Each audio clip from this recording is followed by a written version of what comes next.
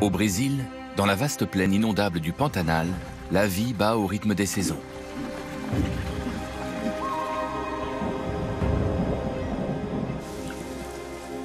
Quand les pluies cessent, les marais se transforment en savane. Le fond des lacs asséchés se craquelle et la survie devient un combat.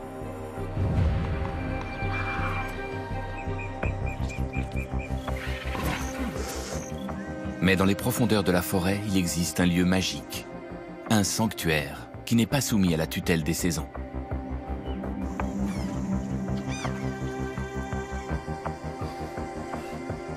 Les tapirs timides se baignent dans cette oasis couleur émeraude. De puissants jaguars rôdent sur ces rives. Pour certains, c'est un refuge. Pour d'autres, un champ de bataille. Non loin des plaines brûlées par le soleil, ces eaux foisonnent de vie.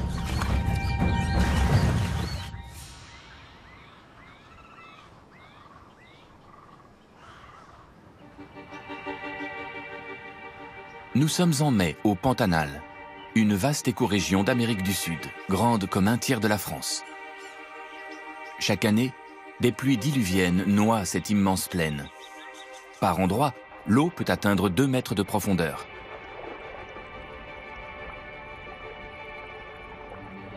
Pendant 6 mois, le Pantanal offre un paysage aquatique ponctué d'îlots forestiers. Et puis, la pluie cesse et l'eau disparaît peu à peu.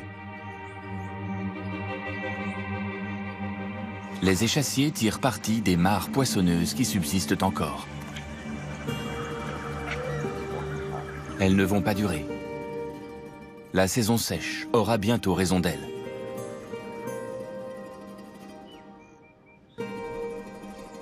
Dans ce monde changeant, le lac Rebelle fait figure d'exception. Il reste en eau tout au long de l'année, niché dans son écrin forestier. Ses eaux sont plus profondes. C'est un paradis pour l'un de ses résidents permanents.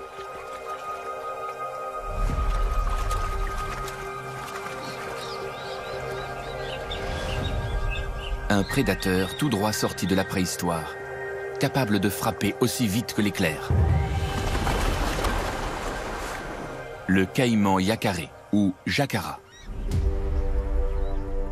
Il peut mesurer plus de 2 mètres de long, une taille qui force le respect. Le lac Rebelle abrite plusieurs centaines de ces reptiles. Et il est généreux. À mesure que la plaine s'assèche, d'autres animaux se dirigent vers le lac. Il n'a pas plu depuis 2 mois.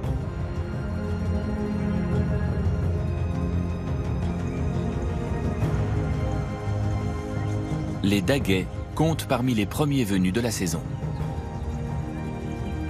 Mais ils restent sur leur garde. Les rives du lac sont encore plus dangereuses que ces eaux.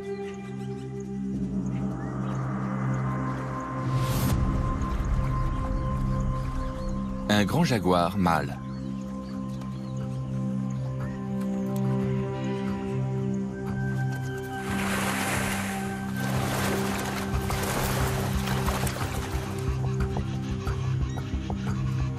Ce lac est son domaine. Et tout ce qui s'y trouve figure à son menu. Même les caïmans. Les jaguars sont les seuls félins à chasser régulièrement les grands reptiles. Même les plus grands des jacaras ne sont pas en sécurité. Mais le seigneur du lac n'est pas venu chasser. Il patrouille simplement son territoire.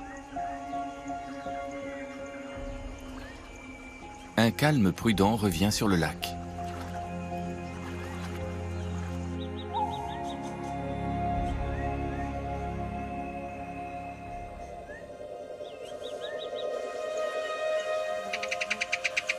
Les martins pêcheurs à ventre roux résident ici à l'année. Mais les râles de Cayenne sont des visiteurs saisonniers. Ils viennent nicher ici, attirés par l'abondance de nourriture. Les eaux baissent et découvrent des rives sableuses. Les caïmans se hissent à terre pour se prélasser au soleil.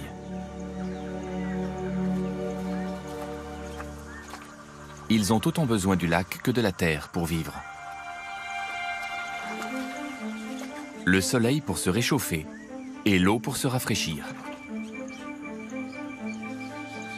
Leur présence est très appréciée des papillons locaux. Ils viennent boire le sel de leurs larmes, une ressource précieuse et rare.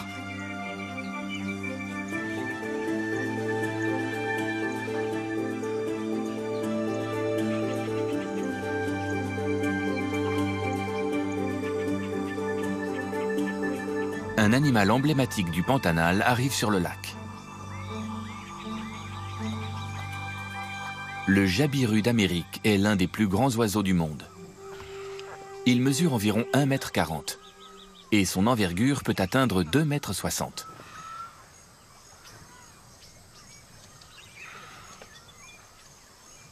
En langue toupie, jabiru veut dire grand cou enflé.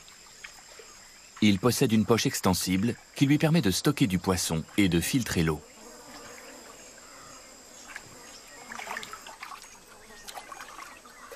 Crustacés, batraciens, rongeurs, tout ce qu'il peut embrocher avec son bec finit dans son estomac.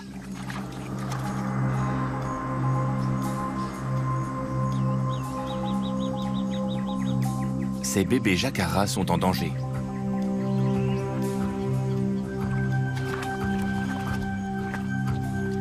À mesure qu'ils grandiront, ils vont s'élever dans la chaîne alimentaire. Mais pour l'instant, ils sont tout en bas. Et c'est une position dangereuse. Alors ils se cachent dans les plantes aquatiques. Le jabiru a trouvé son bonheur.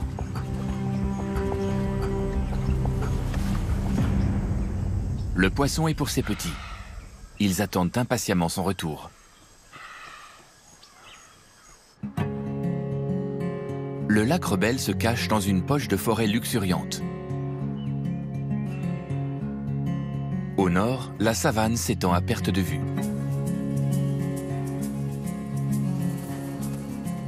C'est une mosaïque de prairies et de ranchs, ponctuée de mares éphémères.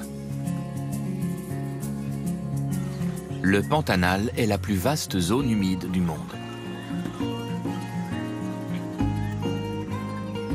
Elle abrite la plus grande densité d'espèces tropicales d'Amérique du Sud, végétales et animales.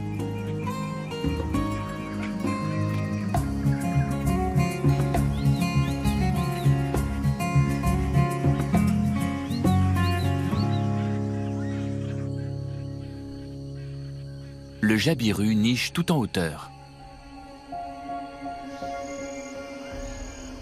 Ces oiseaux forment des couples pour la vie. Chaque année, ils retournent au même nid et l'agrandissent encore. Ces édifices de brindilles peuvent mesurer plus de 2 mètres de diamètre. Cette résidence au perché fait le bonheur d'autres espèces. Un couple de conures veuves s'est installé à l'étage inférieur. Au-dessus, un parent jabiru veille patiemment sur 4 oisillons.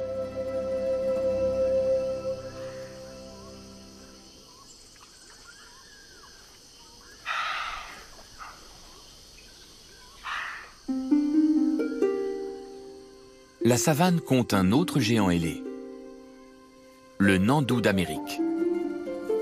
Les mâles peuvent atteindre 1,60 m de hauteur. C'est le plus grand oiseau d'Amérique. Comme l'autruche et l'émeu, il est incapable de voler. Ses longues pattes lui permettent en revanche de courir dans la prairie. Mais pour l'instant, ce mâle a mieux à faire. Il doit veiller sur une nichée de 10 oisillons. Chez les nandous, c'est le père qui élève les petits.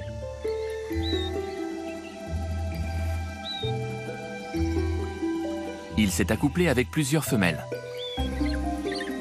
Elles ont toutes pondu dans son nid avant de repartir en quête d'autres mâles.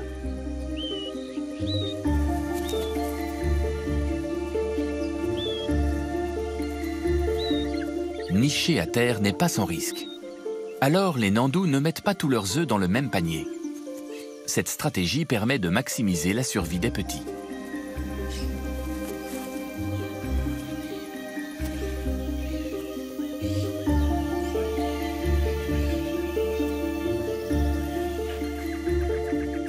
Chaque jour, le mâle mène sa grande famille en quête d'eau et de nourriture.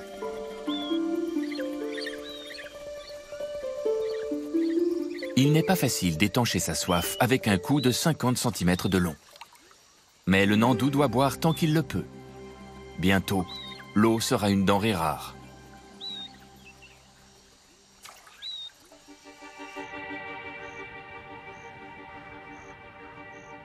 Pour l'instant, le Pantanal regorge de marais, de lagunes et de mares naturelles et artificielles. À la saison des pluies, c'est une manne pour la faune.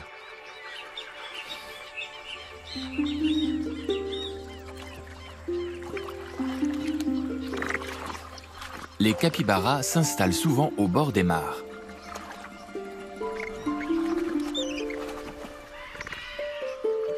Ces gros rongeurs semi-aquatiques ont besoin d'eau en permanence.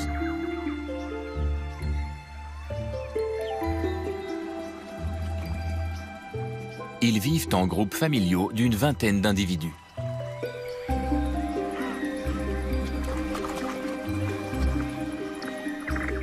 Le mâle dominant dirige un groupe très soudé. Chacun veille sur la sécurité de tous.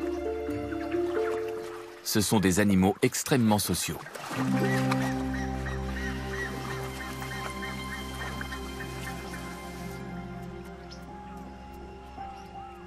Pourtant, sur les rives du lac Rebelle, une femelle capybara vit seule. Privée de la protection d'une famille, elle doit rester en permanence sur ses gardes. Un grand jacarra pourrait la manger, mais elle sait qu'elle n'a rien à craindre de ces jeunes caïmans.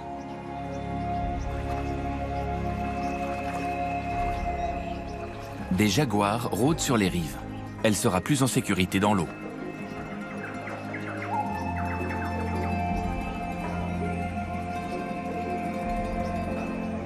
Sa tête plate lui permet de rester immergée tout en surveillant les environs.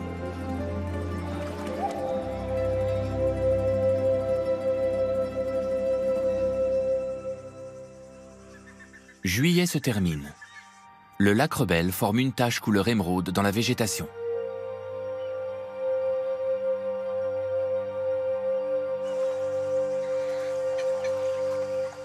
Mais il souffre aussi de la sécheresse. La température de l'eau monte et son taux d'oxygène baisse.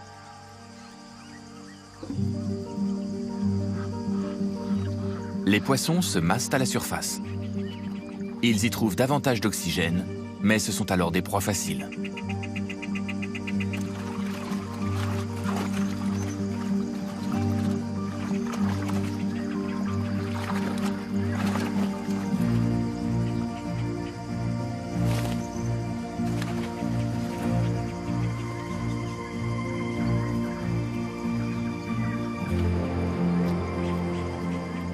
Les martins pêcheurs et les honorés rayés en profitent tant qu'ils le peuvent, car une invasion se prépare.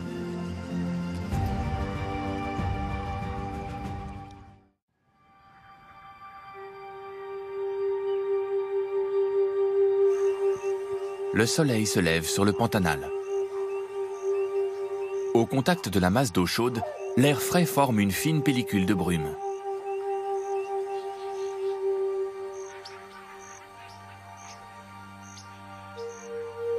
C'est jour de festin dans cette oasis du Pantanal. Un événement annuel qui fait la joie de tous, sauf des poissons.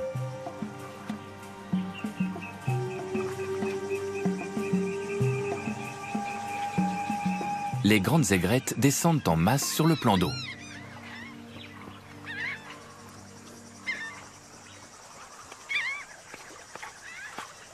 Chacun des hôtes du lac a sa technique de pêche.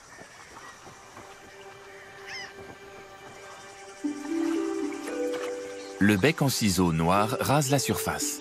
Sa mandibule inférieure plonge dans l'eau et se referme comme un piège.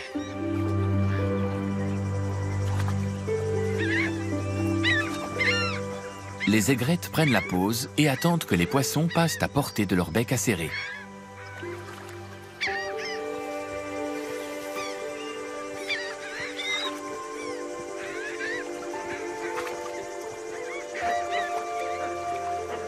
Les spatules rosées balaient les zones peu profondes.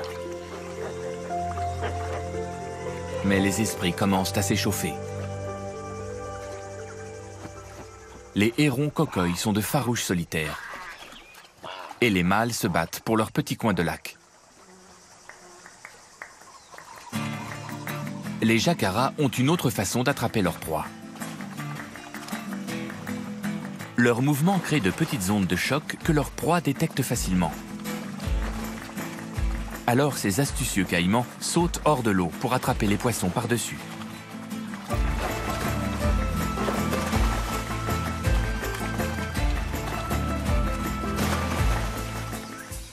Vers midi, la brume se lève et les aigrettes disparaissent. La saison sèche approche de son zénith. Le lac Rebelle s'apprête à recevoir une nouvelle vague d'animaux affamés.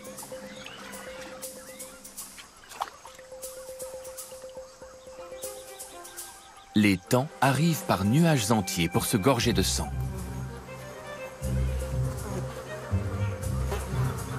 Les prédateurs sont devenus des proies. Et l'armure des jacaras ne suffit pas à les protéger des morsures.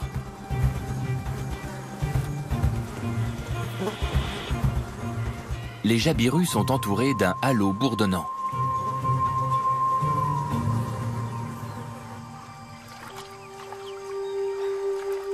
Un tapir brésilien sort timidement de la forêt.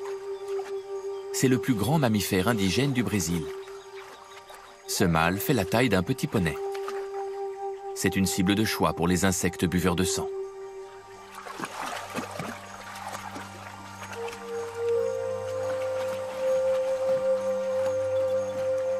La peau épaisse du tapir ne le protège pas contre l'acharnement des insectes.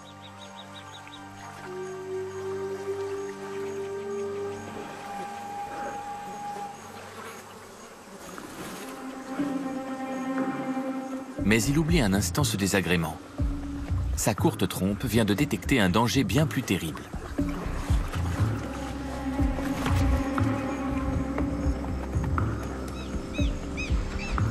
Le grand mâle est de retour.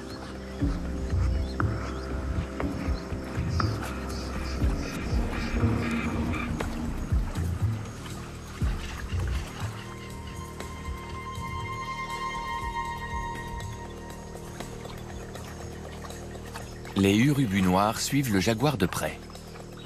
Ils pourront profiter de ses restes, à condition de garder leur distance.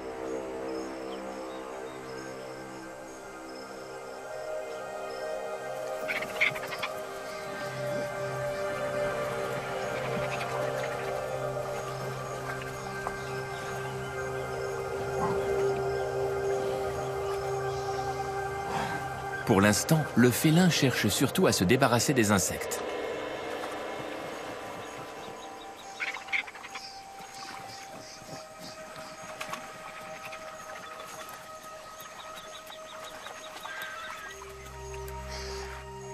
Mais il va bientôt se mettre en quête d'un repas.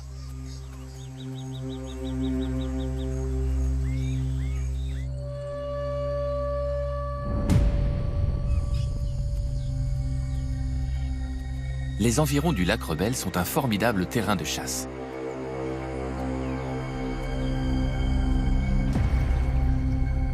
Les prairies inondables sont peu propices aux cultures. La majeure partie du Pantanal est occupée par des élevages bovins.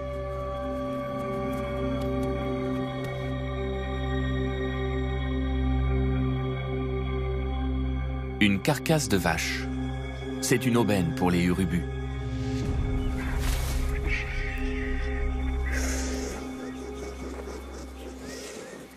Les tueurs se reposent tranquillement à proximité. Une mère jaguar et son petit.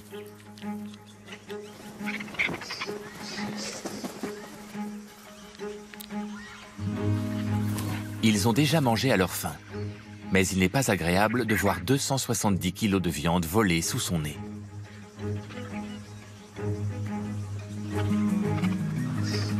Les urubus agacent la femelle.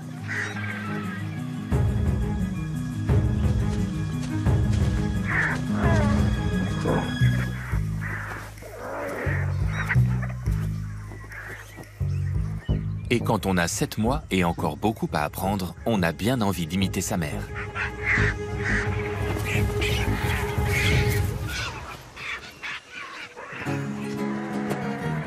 Toutes les occasions sont bonnes pour s'entraîner à la vie de chasseur.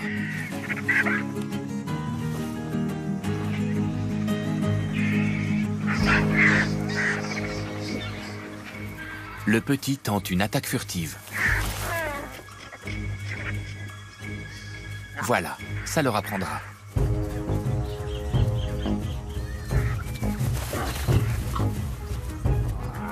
Mais les urubus n'abandonnent pas la partie aussi facilement.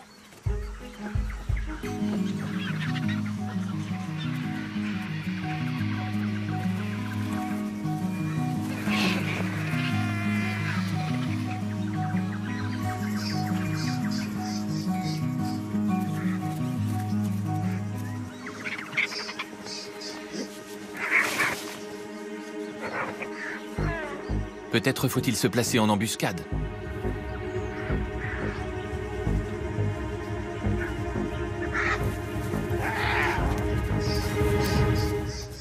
Les petits jaguars commencent à se débrouiller seuls vers l'âge de 10 mois.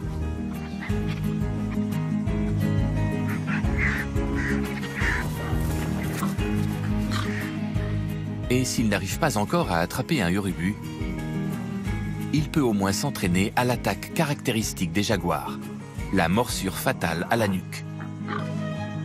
C'est de cette manière que sa mère a tué la vache.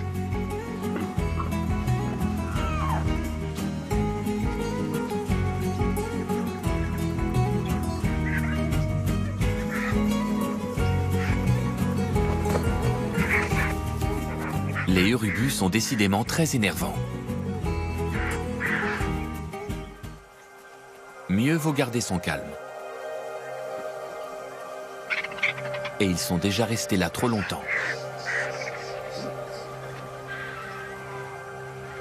Si le grand mâle les découvre ici, il pourrait tuer le petit.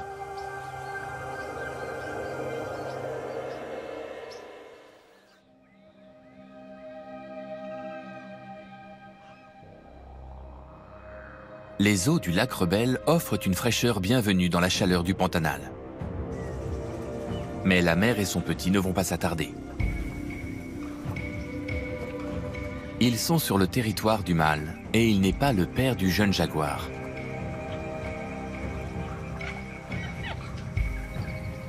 Comme tous les grands félins, il ne tolère que sa propre lignée sur son territoire.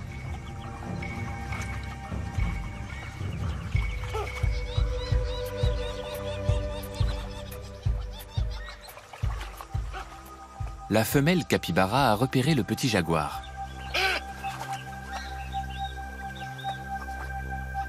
Ses cris d'alarme sont censés alerter sa famille du danger, mais elle n'en a pas.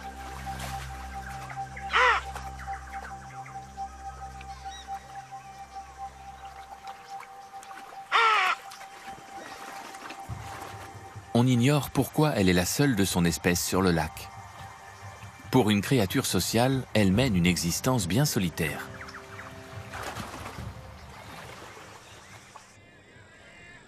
Une nouvelle vague d'oiseaux affamés zèbre le ciel. Ce sont des tantales d'Amérique. Ils ont grand appétit. Et les tarariras, les poissons qui peuplent le lac, n'ont nulle part où se cacher.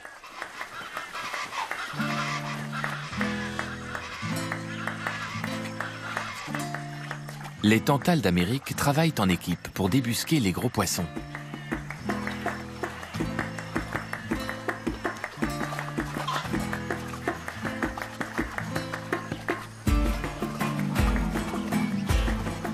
Leur mouvement remue la vase. L'eau est si trouble que la visibilité est nulle.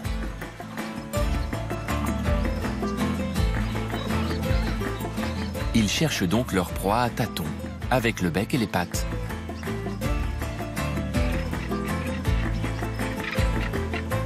Ils étendent leurs grandes ailes pour faire de l'ombre.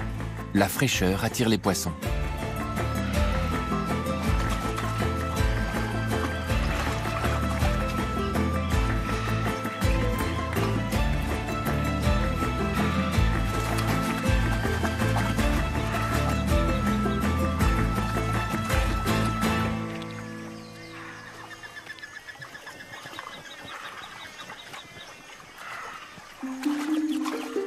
Le jabiru mâle n'a pas de coéquipier. Mais les poissons sont massés dans les zones peu profondes. Et même ces coups de bec portés au hasard tombent souvent justes. Dans leur frénésie, les oiseaux s'emparent de tout ce qui ressemble à un poisson, quitte à se tromper.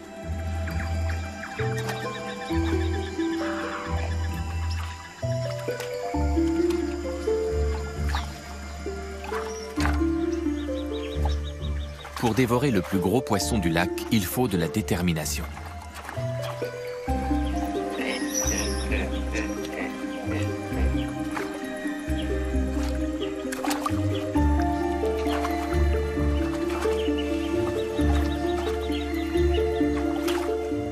Le buffet à volonté va rester ouvert jusqu'à épuisement des réserves.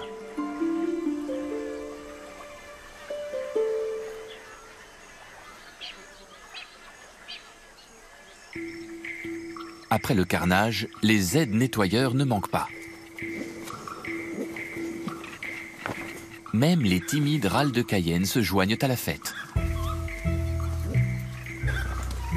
Mais les urubus considèrent les carcasses comme leur propriété exclusive.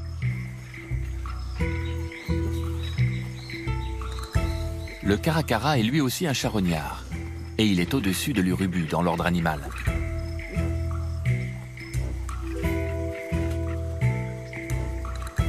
Mais il ne fait pas le poids contre un groupe de ces vautours.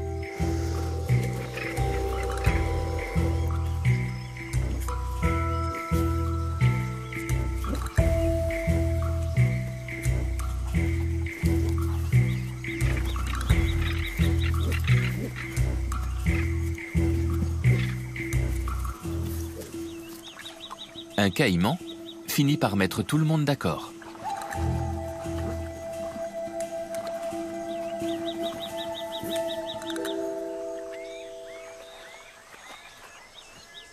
En septembre, les rives du lac s'élargissent encore et se couvrent d'herbe.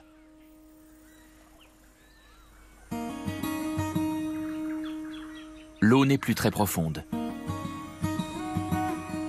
Mais le lac offre toujours sa fraîcheur aux créatures du Pantanal.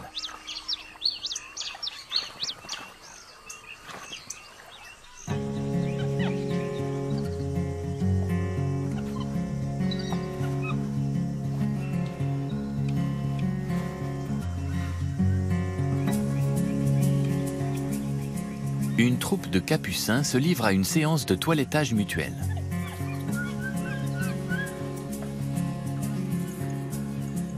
La femelle capybara bénéficie des services d'un vacher en quête de tiques.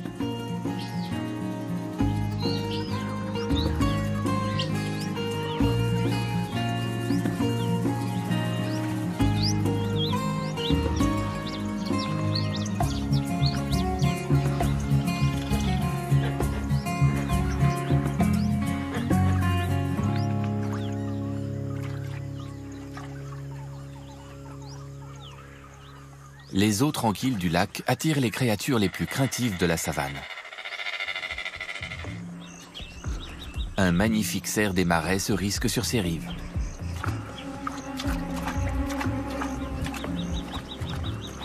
Mais le danger n'est pas loin. Les visites du jaguar se font plus fréquentes.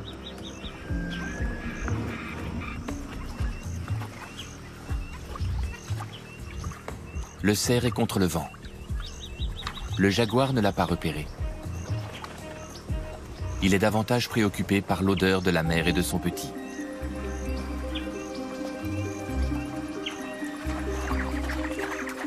Le cervidé peut retourner sain et sauf vers la prairie.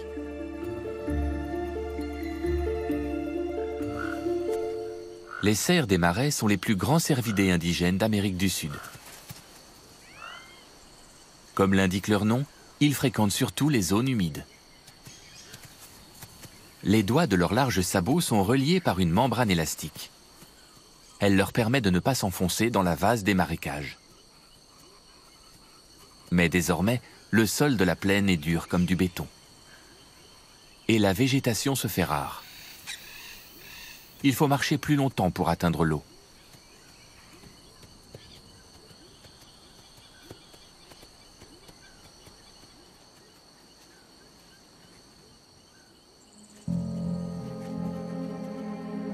Non loin de là, un tatou à 6 bandes cherche son déjeuner.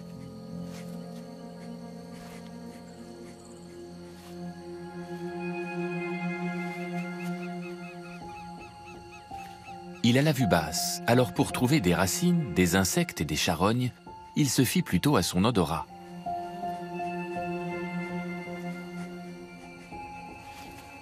Les tatous sont de remarquables fouisseurs. Ils creusent la terre dès qu'ils reniflent un ver ou un coléoptère. Dans la région, le tatou est très apprécié pour sa chair. Sous sa carapace, il possède une épaisse couche de graisse. Elle l'aide à survivre aux périodes difficiles.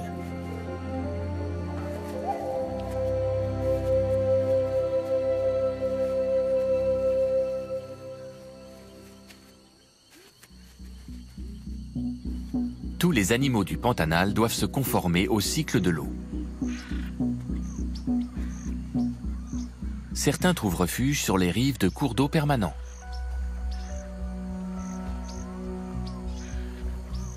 Pour la plupart, les distances sont trop grandes.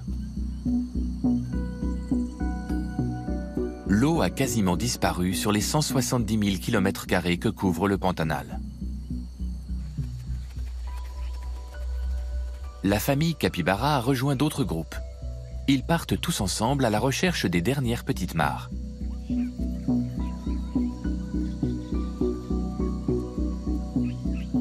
Même quand il y a de l'eau, la nourriture devient rare. C'est une période cruelle pour la faune du Pantanal.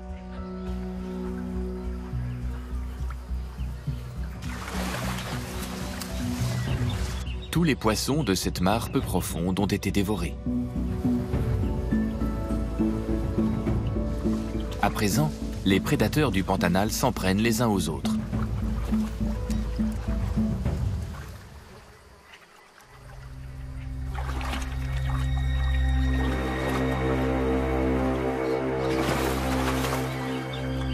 Le cannibalisme est rare chez les caïmans. Il ne se produit que dans des conditions extrêmes. Au plus fort de la saison sèche, le Pantanal ne peut nourrir ses 10 millions de caïmans. Mais la mort de quelques-uns contribue à la survie d'autres animaux.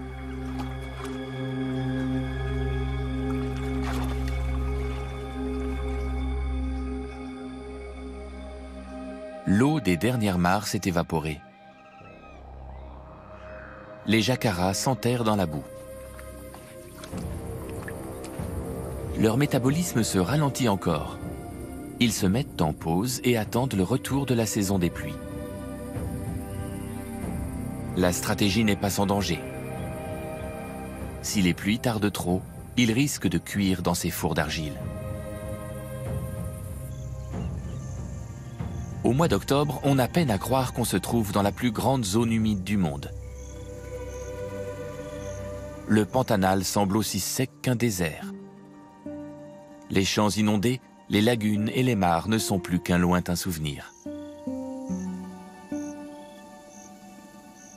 Même les lacs abrités par le couvert forestier sont complètement asséchés.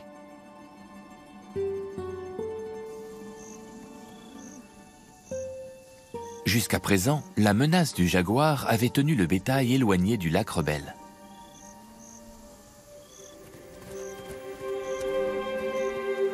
Mais c'est désormais la seule source d'eau disponible. La soif est plus forte que la peur. Les bovins se mettent en route pour le lac Rebelle.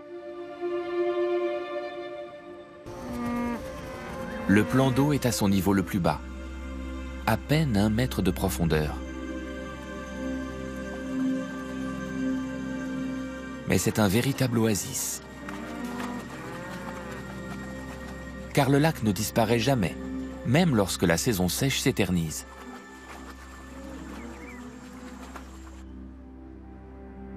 Il se trouve au creux d'une petite dépression. Autrefois, une rivière coulait ici. Mais son cours a changé.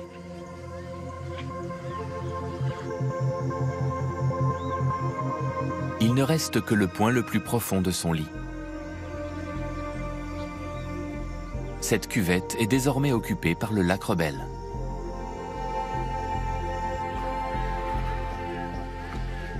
Cette particularité topographique n'explique pas tout. Le lac est aussi alimenté par des sources souterraines à l'eau cristalline. C'est le secret de cette larme d'émeraude du Pantanal. Mais le lac Rebelle n'est pas entièrement à l'abri des ravages de la saison sèche. S'il permet à de nombreuses espèces d'étancher leur soif, d'autres créatures y vivent le martyre.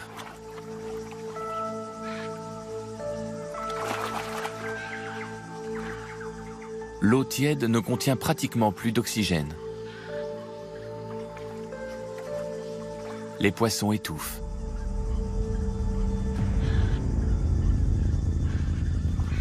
Même le seigneur du lac vient profiter de l'aubaine.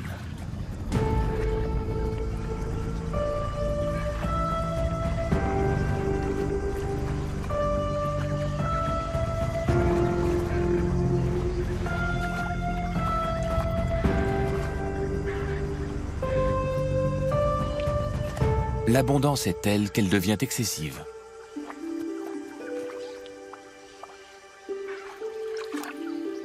Les caïmans se désintéressent de ces proies offertes.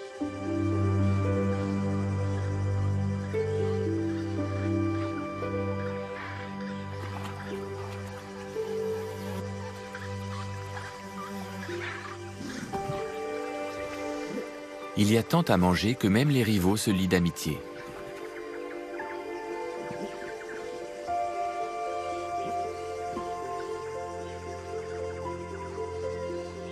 La paix revient sur le lac Rebelle.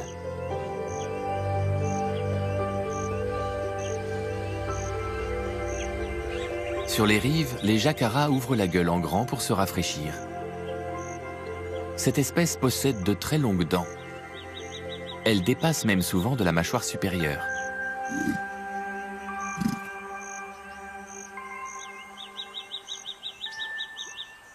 Cette puissante dentition ne sert pas seulement à manger. Elle va bientôt être mise à profit pour un autre usage. Le grand événement du calendrier des jacaras arrive.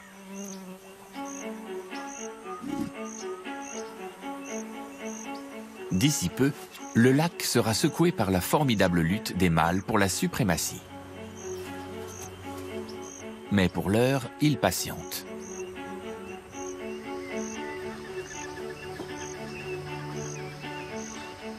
Le couple Jabiru n'a pas un instant de répit. Ils ont toujours des bouches à nourrir.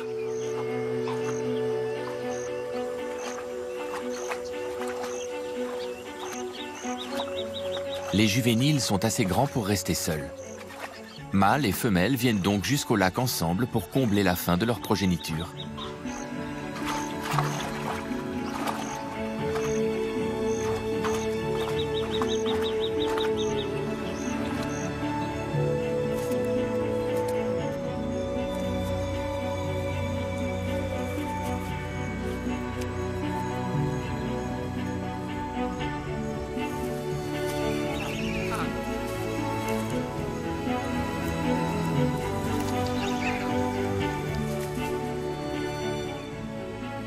Les petits sont toujours entièrement dépendants de leurs parents.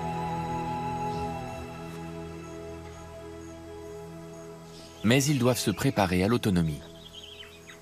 Dès l'arrivée des pluies, leur nid sera inhabitable.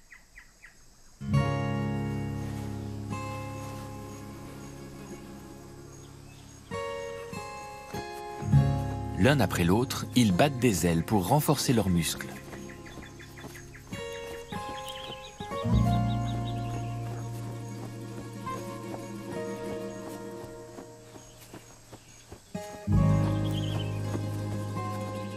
Ces ailes devront bientôt les porter sur des milliers de kilomètres. Ils iront dans le sud de l'Argentine ou dans le nord de l'Amazonie, loin de la saison des pluies du Pantanal.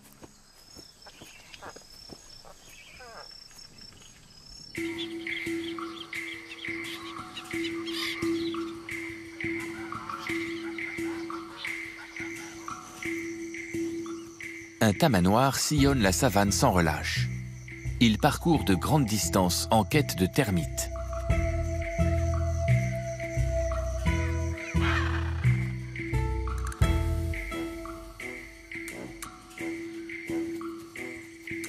Les tamanoirs n'ont pas de dents, une mauvaise vue et une ouïe qui ne vaut guère mieux. Il leur arrive de manquer de savoir-vivre. Les cris de ces haras hyacinthes sont une façon de marquer leur territoire. Le moindre passant en prend pour son grade. Leur humeur querelleuse ne leur rend pas toujours service. Les braconniers les repèrent facilement pour les capturer et les revendre au marché noir. À présent, le tamanoir n'a plus faim. Ce sont les eaux du lac Rebelle qui l'attirent.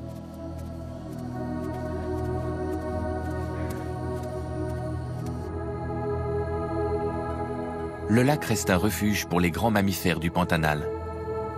Mais il y a du changement dans l'air.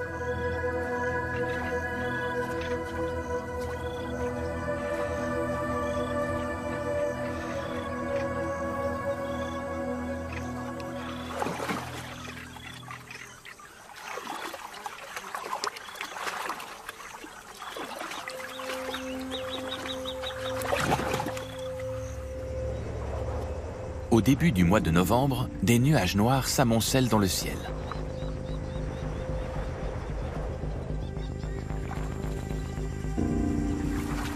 Les jacaras du lac Rebelle sont agités. La saison des amours est arrivée.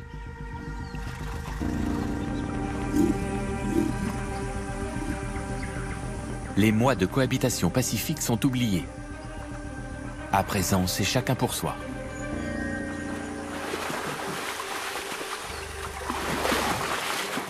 Ici, il faut gagner le droit de s'accoupler. Les jacaras commencent par grogner pour attirer l'attention. Et puis, ils mugissent. Ils émettent de profondes vibrations qui font bouillonner l'eau sur leur dos.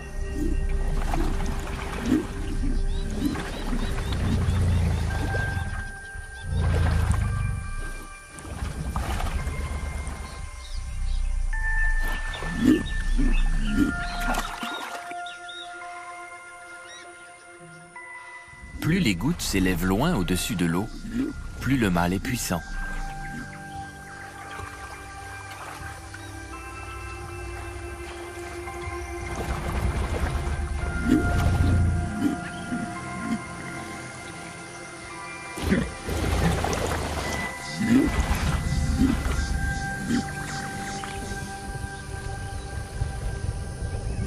À la nuit tombée, la plupart des mâles ont délimité leur territoire.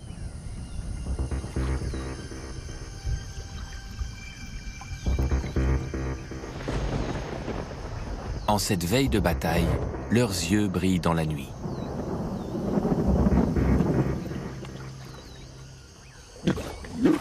Les mâles dominants revendiquent les plus grandes eaux territoriales.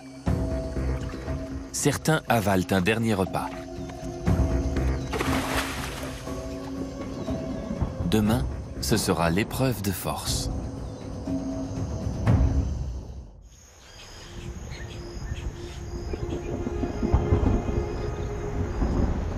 La saison sèche se termine enfin.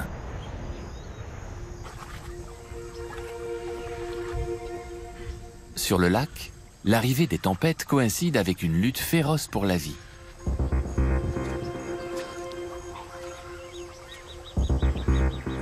Il faut résoudre les conflits territoriaux. Les vainqueurs pourront alors choisir les femelles.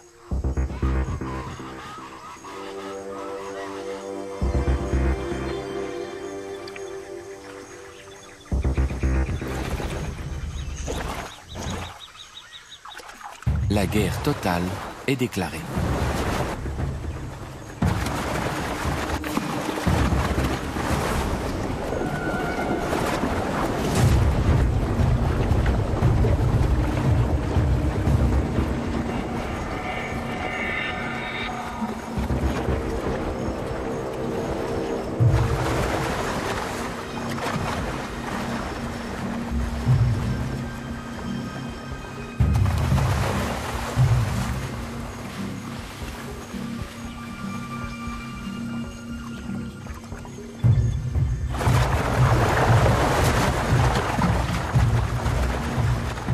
Seuls les mâles dominants auront le droit de s'accoupler. Chacun tente de saisir son adversaire et de rouler sur le dos pour le blesser.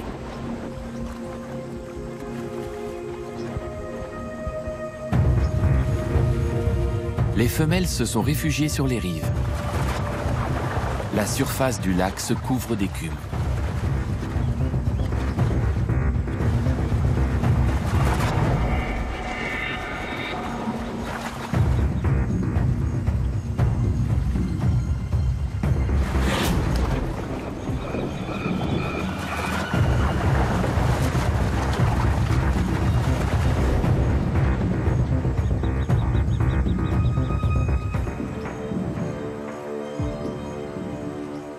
Ces démonstrations de force sont rarement fatales. Mais elles peuvent causer de graves blessures. Ce mâle a perdu une patte dans l'un de ses combats.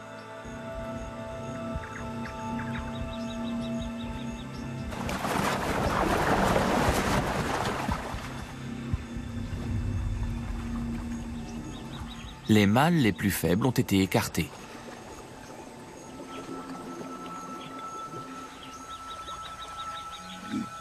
La brutalité fait place à la tendresse. Mâles et femelles tournent l'un autour de l'autre et s'effleurent.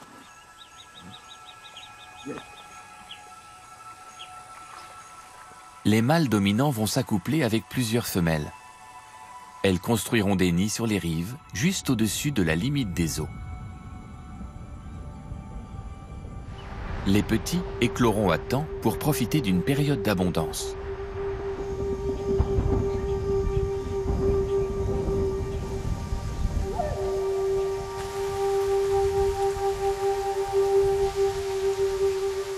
La saison des pluies est arrivée.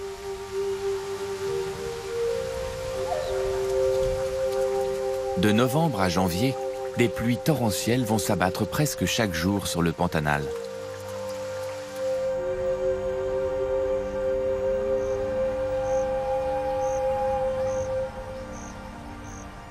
Les prairies vont redevenir des marécages. Une fois de plus, le Pantanal se métamorphose. Les poissons suivent les eaux de crue à travers les plaines. Les créatures terrestres se réfugient dans les hauteurs. Les visiteurs saisonniers du Pantanal se dispersent. La plus solitaire des capybaras quittera peut-être le lac en quête d'un compagnon. Mais quoi qu'il arrive, les jacaras resteront ici. Le lac rebelle est leur monde et ils n'ont besoin de rien d'autre.